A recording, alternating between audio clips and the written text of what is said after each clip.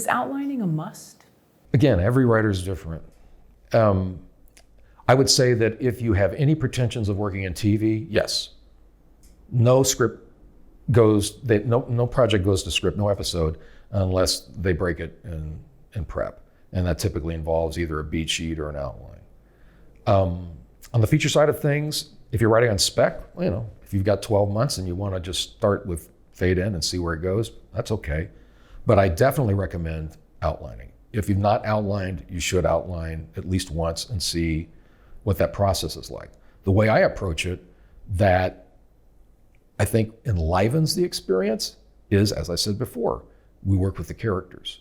So week 1, protagonist character treatment. Ask 7 key questions of the protagonist so you're engaging them and really digging down into who they are. Questions like, what do they fear the most?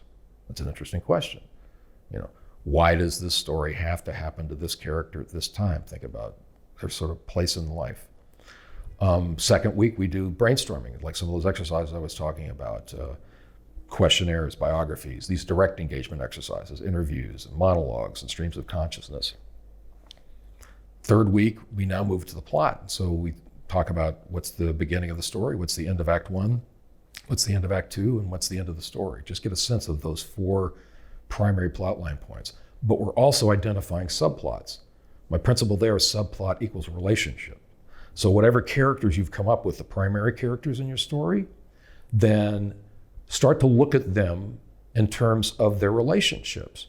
And if you can work with character archetypes, that's very helpful. Oh, this is a protagonist-attractor relationship. This is a protagonist-mentor relationship, etc. And so you start to think in terms of subplots. In week 4, we move to the psychological domain, and we talk about these 4 theme line movements: disunity, deconstruction, reconstruction, unity. So for the first 4 weeks, it really is focused on character. And by the time you get to the last stage, where we're busting out 3 by 5 inch index cards and doing that whole thing, that you've spent so much time with the characters and generated so much content that there's a vibrancy to it, there's an aliveness to it, there's a vitality to it. It's not just literally plugging in this to that and this to that and this to that. You're really seeing the story unfold, and you're sensing how the characters are involved in the protagonist's psychological journey and their arc. So I would say it's not mandatory to do an outline. I highly recommend it. If you feel that it's better for you to write a treatment version of it, a more literary thing, that's fine too, or a beat sheet. But like I do outlines and they can run to 25, 30 pages long, like single space, because I put everything in there. Like, what's the central conflict? Why are these characters, lines of dialogue I've heard, how I'm going to get in and out of the scene, transitions to the next scene. I put it all there. So I would say, I would strongly encourage people to do an outline, yes. And particularly if they want to work in TV, they just absolutely have to. So let's say somebody doesn't want to do an outline, and you say, all right, that's fine, that's your style, even though I recommend it. And then you read their script, and then you see that it could have benefited from them taking time, seeing the story from. What's your answer to that? I mean, here's the thing. I'd say 9 times out of 10, I'm not going to get that script, because they're going to crash and burn by page 50 or 60, because they don't know where they're going. Anybody can write a first act. It's very, you got to establish the key characters, the story universe, central conflict, the atmosphere and tone. Something happens, the inciting incident or the call to adventure, and then something propels them off into this new world, right? Well, so you can probably, off that energy, go, okay, the next 10, 15 pages, and then, okay, maybe 5 more, but I don't know where I'm going. Maybe I better figure this out. Okay, so I'll write another 10, 15, but well, that's stupid. That doesn't really work. Oh, wow. And so, people will get, I think the number one reason why people do not finish a script is because they don't know where they're going. If you do an outline, you do know where you're going.